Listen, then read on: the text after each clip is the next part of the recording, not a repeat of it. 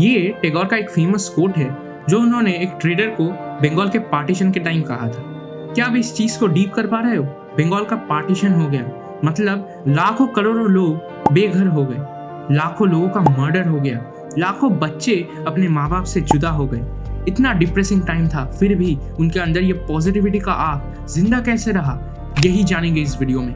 देखो, रविंद्रनाथ टैगोर के काम, उनके अचीवमेंट्स के बारे में आपको बहुत सारा इंफॉर्मेशन इंटरनेट में मिलेगा, but how Tagore was build, what was his mentality, वो लाइफ को कैसे अप्रोच करते हैं, इसके बारे में थोड़ा एक्सप्लोर करते हैं।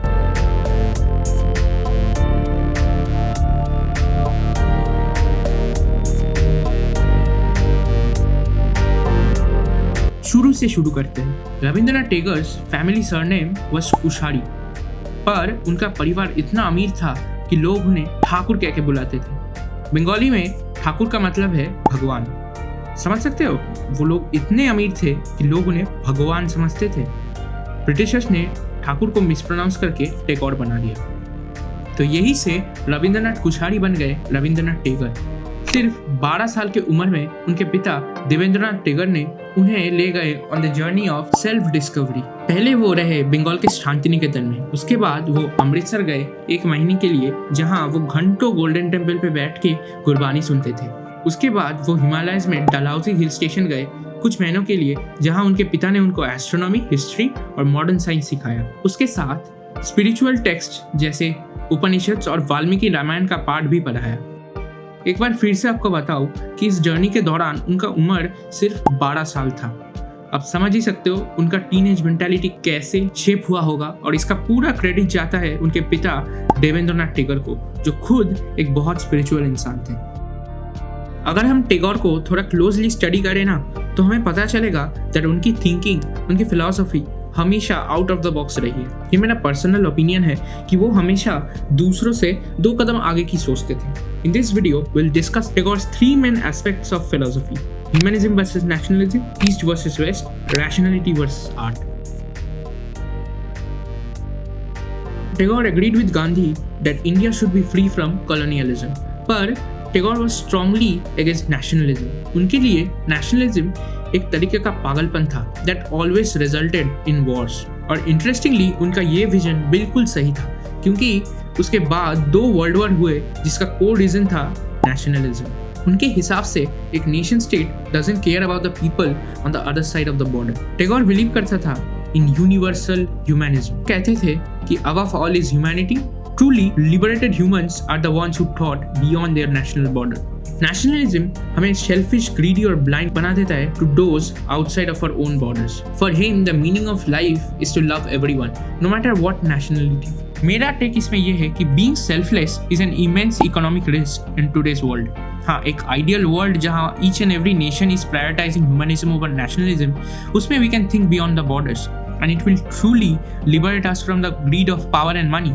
बट 2023 में जब हम एज एन इंडिविजुअल इतना सेल्फ सेंटर्ड, इतना सेल्फिश हो रहे हैं कि you can not completely be selfless, क्योंकि ये दुनिया आपको कच्चा खा जाएगी। It's as simple as that. I know where is coming from, एक ग्लोबल ऑर्गेनाइजेशन बनाना that works for the welfare of humanity, पर क्या हमारे पास यूनाइटेड नेशंस नहीं है? और हम सबको पता है कितना इफेक्टिव है ये यूनाइटेड नेशंस।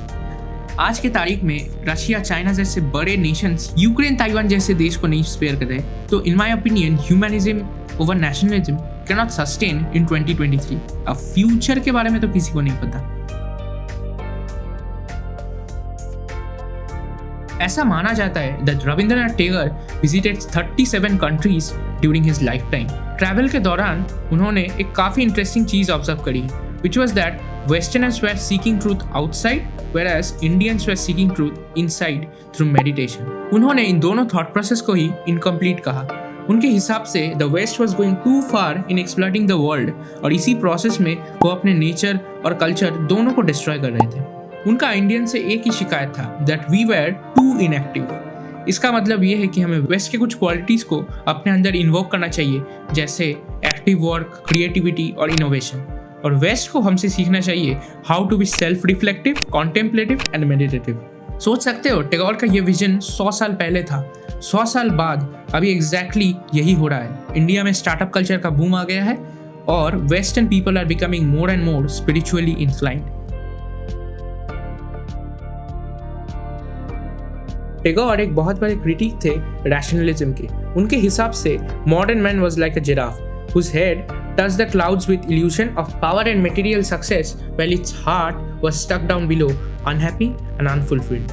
उन्होंने हमारे एजुकेशन सिस्टम को भी क्रिटिसाइज किया क्योंकि उन्हें लगता था कि स्पिरिचुअली लिबरेटेड होने के लिए सही एजुकेशन का बहुत ज़रूरत है। हमारा रिजिड कोर्सिव एजुकेशन सिस्टम हमारे अंदर के क्रिएटिव स्पिरिट को तोड़ देता है। He argued that education should be a process of self-discovery that allows people to be greater than they are themselves. Tagore believed that एक रिजिड सिस्टम ने सब कुछ प्रोटोटाइप्स, नंबर्स और स्टैटिस्टिक्स में सीमित करके रख दिया है। उनके हिसाब से the only way to truly understand other people as unique human being was art and stories. क्यों? क्योंकि art and stories turn all creatures into unique characters.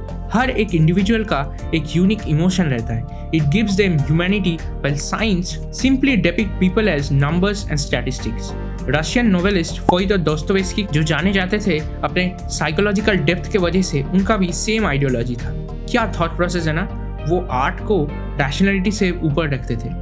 Comments में बताओ आप टेगोर के प्रिंसिपल से कितने एग्री करते हो। वीडियो अच्छा लगा हो तो लाइक और सब्सक्राइब कर देना। मिलेंगे आपसे जल्दी अगले वीडियो में।